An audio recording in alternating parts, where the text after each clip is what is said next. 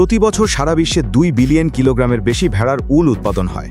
এই চাহিদা পূরণ করতে প্রতি বছর 1.5 মিলিয়নেরও বেশি ভেড়াকে উল কাটতে হয়।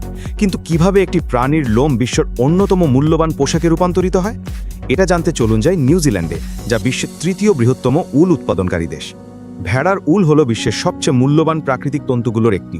এর কোমলতা, উষ্ণতা এবং বহুমুখী ব্যবহারযোগ্যতার জন্য এটি বিখ্যাত।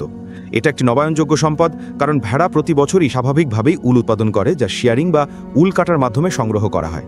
এই প্রক্রিয়া সাধারণত বছরে 1 বা 2 বার করা হয়, গরম মৌসুমের ঠিক আগে, যাতে ভেড়াগুলো গরমে কষ্ট না পায় এবং শীতের আগে তাদের উল আবার গজিয়ে ওঠে। প্রথমে ভেড়াগুলোকে একটি খাঁচা বা পেনে জড়ো করা হয়। এখানে তাদের স্বাস্থ্যও পরীক্ষা করা হয় এবং উলের রং ও মান অনুযায়ী ভেড়াগুলিকে ভাগ করা হয়। তারপর দক্ষ শিয়ারাররা বৈদ্যুতিক মেশিন ব্যবহার করে খুব সাবধানে উল কাটেন। এতে ভেড়ার কোনো ক্ষতি না করে উচ্চমানের উল সংগ্রহ করা যায়। একজন অভিজ্ঞ শিয়ারার দিনে প্রায় 250টি ভেড়া পর্যন্ত শিয়ার করতে পারেন। প্রতিটি ভেড়ার জন্য সময় লাগে মাত্র 1 থেকে 2 মিনিট।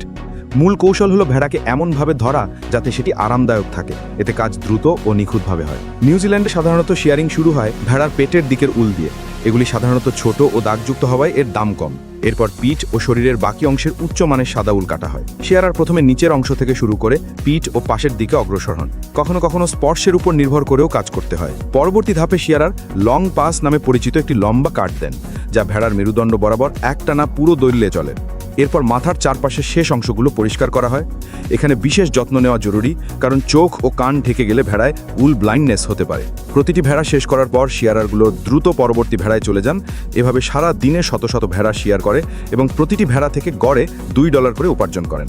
শিয়ারিং শেষে পুরো উলকে একটি টেবিলে রেখে খারাপ অংশ, দাগ বা ঘাস পাতা অপসারণ করা হয়।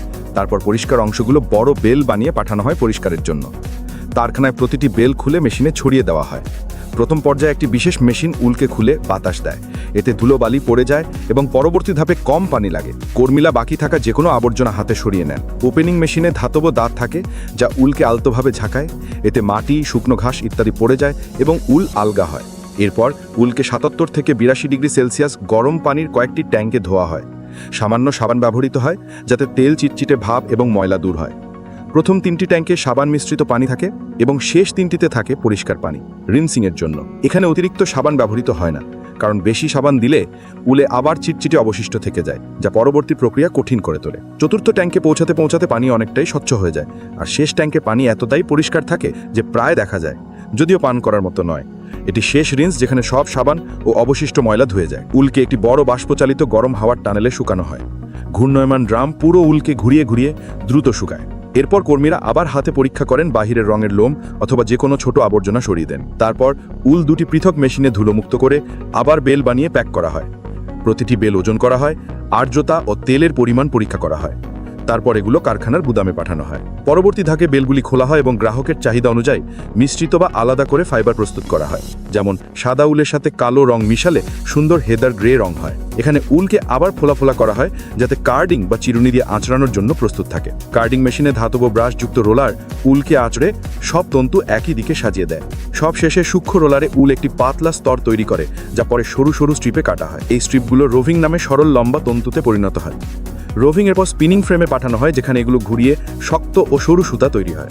তারপর সুতা ওয়াইন্ডিং প্রক্রিয়ায় স্পুলে পেঁচানো হয়, যাতে বয়নের জন্য প্রস্তুত থাকে। রং পরিবর্তন করে বিভিন্ন নকশা, ডোরা, প্ল্যাট, চেক ইত্যাদি তৈরি করা হয়। লুম সেটআপ করতে কখনো কখনো 2 দিন পর্যন্ত সময় লাগে। মেশিনে ওয়ার্প ও ওয়েফট একসাথে জটিলভাবে বুনে কাপড় তৈরি হয়। এরপর শক্তিশালী আলোতে কাপড় পরীক্ষা করা হয় এবং ভুলগুলো কাঁচি ও পিন দিয়ে ঠিক করা হয়। যেসব কাপড়ে ফ্রিঞ্জ বা ঝালর দরকার, সেখানে কিছু অংশ ফাঁকা রাখা হয়, সুতো ঘুরিয়ে বাঁধা হয় এবং ধোয়ার পর এটি স্থায়ী ঝালরে পরিণত হয়। ফেল্টিং প্রক্রিয়ায় কাপড়কে গরম পানি ও নাড়াচাড়ার মাধ্যমে সংকুচিত করা হয়। এতে ফাইবারগুলো একে অপরের সাথে জড়িয়ে ঘন ও উষ্ণ কাপড় তৈরি হয়। এই সময় বিশেষ ডিটারজেন্ট ব্যবহৃত হয়, যা উলকে নরম করে।